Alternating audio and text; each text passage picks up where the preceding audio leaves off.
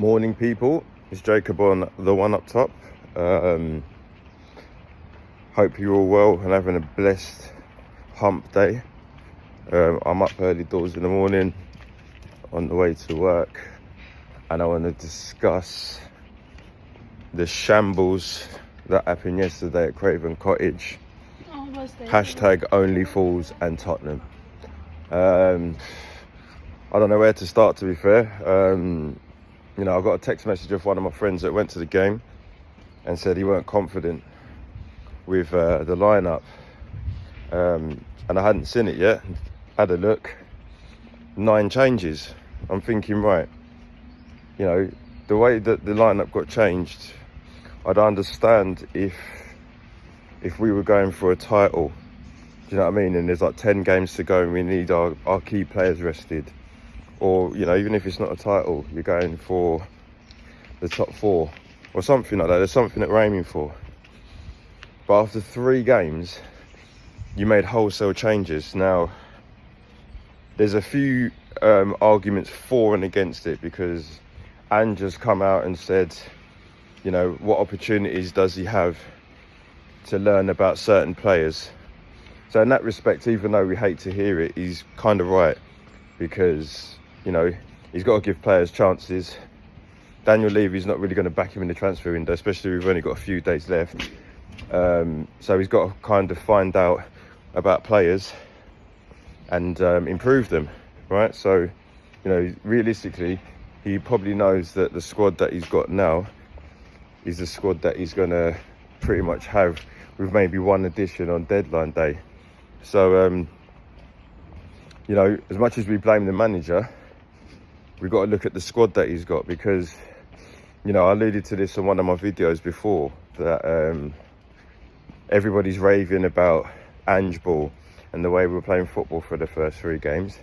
But I said you've got to find a bit of balance, because, it's pretty clear, like I said in one of my videos, that you get that lineup that we've been playing in the last 3 games and take out a Maddison, take out a Son. It's horrible, isn't it? Let's be real. If Maddison gets a long-term injury, it's Lo Celso, and all Lo Celso kept doing all game yesterday was playing it safe, to the point where he got hooked off. We've got a striker that scored his first goal, finally, but it's like, he doesn't fill me with confidence that he's going to get sort of 10, 15 goals. And then even if he doesn't, we've got Son coming in that position, who I don't feel confident in scoring as well. So we've got arguably our 2 strikers that we've got. I'm not confident that any of them's going to score at any given time. But apparently we're a sick team because we've had a good start to the season. It's a long season, man, and the lineup that was put out by Ange kind of tells you it's going to be a long season if there's no injuries. Now, thankfully, we've got no Europe. We've got no, we ain't got no FA Cup now till January. So I suppose you might get lucky in the fact that you can put the same line out every week, and just if you do get injuries, it's just unlucky, rather than them doing things like pulling hamstrings because of tiredness. Plus, you now get a whole week to focus on the opposition, whether it be Man City or it be Luton. You get a whole week to work on it, which is better than having a European game or a League Cup game in between to break it up and then injuries come through there. But I don't know. I don't know what to think on that, because is it Ange saying, look, this is the squad depth I've got? To me, he doesn't come across like a demanding manager. I don't think he goes and tells Daniel Levy that, he's not going to do what Conte did anyway, I don't think.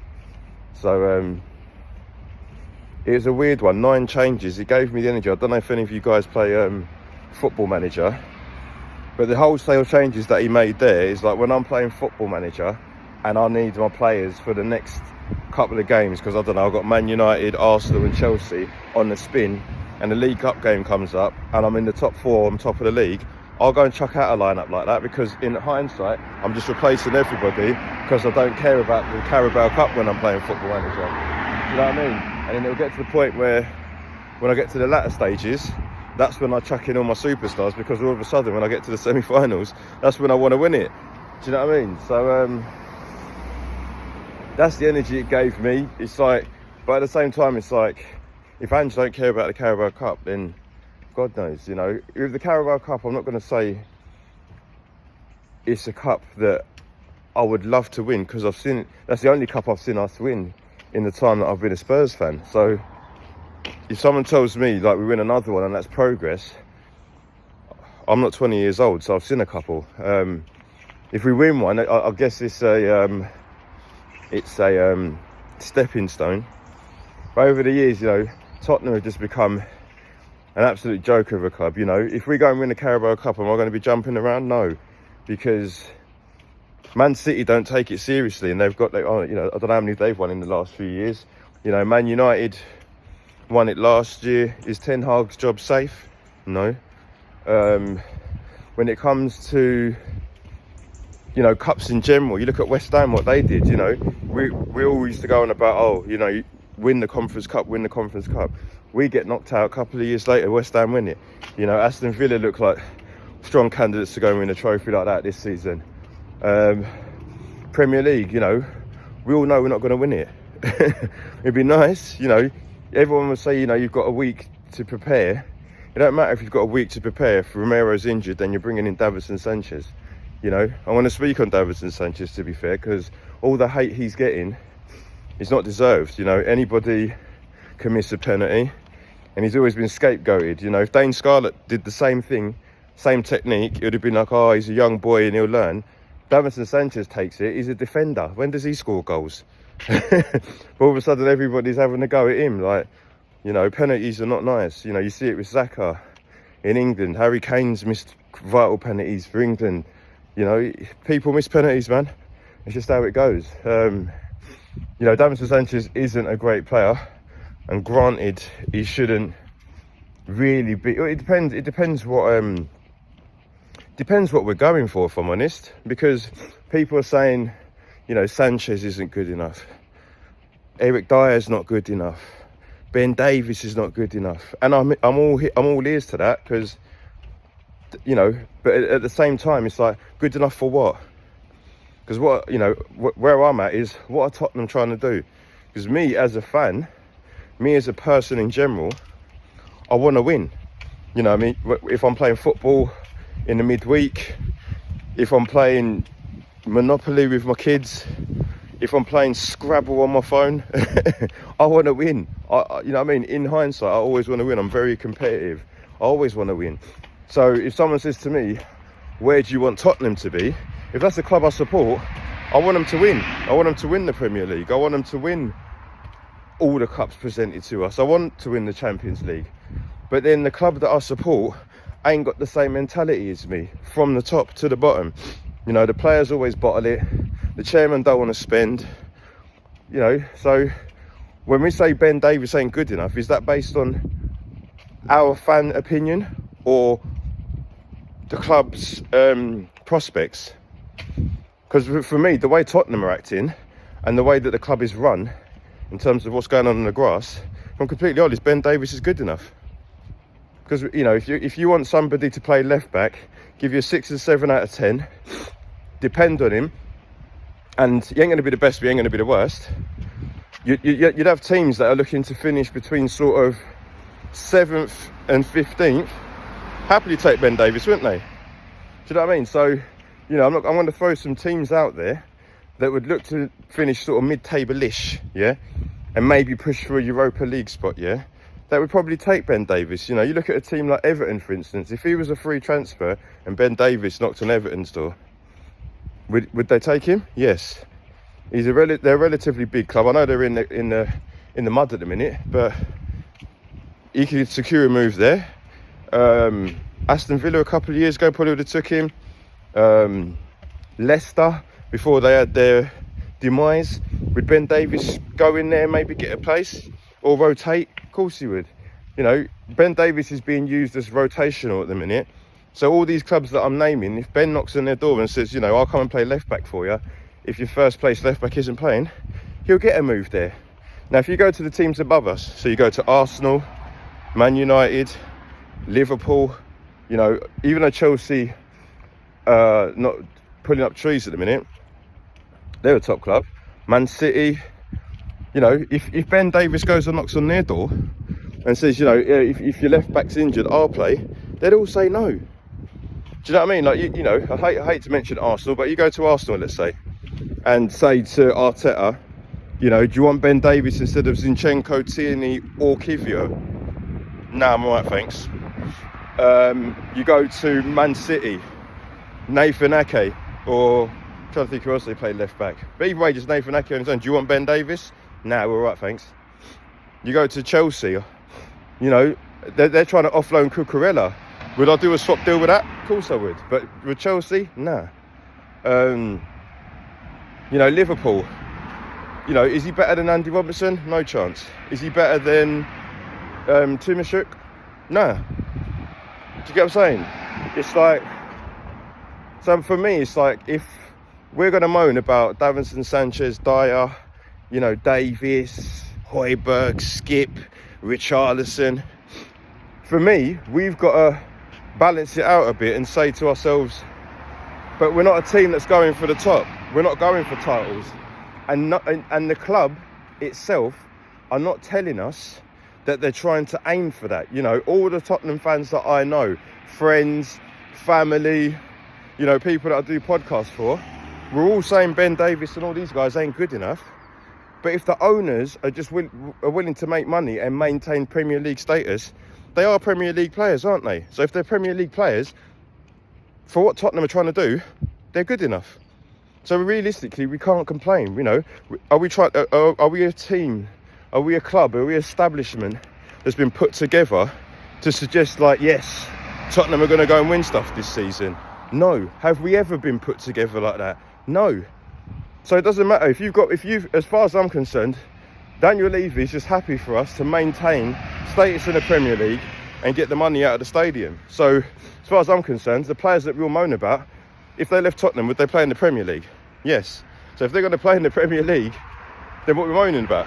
Because that's what Daniel Levy wants. Daniel Levy's the chief. He's the top guy with Joe Lewis. And they know that they probably don't even need Champions League money anymore. Champions League money was there to fund the stadium and line their pockets a bit further.